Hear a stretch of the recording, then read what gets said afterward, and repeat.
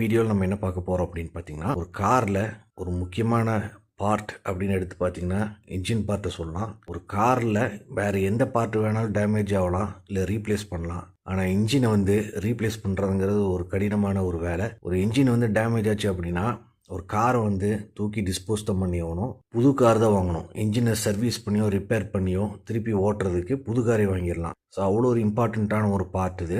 ஒரு காரினுடைய life engine தான் குறிக்கும். ஸோ அப்படி இருக்கக்கூடிய என்ஜினுடைய ரிலையபிலிட்டி எப்படி எதனால் அஃபெக்ட் ஆகுது, அது எதை டிபெண்ட் பண்ணியிருக்கு, அது எப்படி என்ஹான்ஸ் பண்ணலாம், அதாவது அதிகப்படுத்தலாம் அப்படிங்கிறது தான் இந்த வீடியோவில் ஷார்ட் அண்ட் கிறிஸ்பாக நம்ம டிஸ்கஸ் பண்ண போகிறோம்.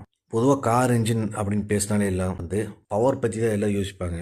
எவ்வளோ சிலிண்டர் இன்ஜின் இருக்குது, அதனுடைய டிஸ்பிளேஸ்மெண்ட் எவ்வளோ, 2 லிட்டர் இன்ஜினா, 1.5 லிட்டர் இன்ஜினா, இல்லை 1 லிட்டர் டர்போ இன்ஜினா, இந்த மாதிரி தான் நம்மளால டிஸ்கஸ் பண்ணுவோம். ஆனால் இன்ஜினை எந்த அளவுக்கு பராமரிக்கணும் அப்படிங்கிறத, இல்லை அதனோட இன்ஜினுடைய லைஃப்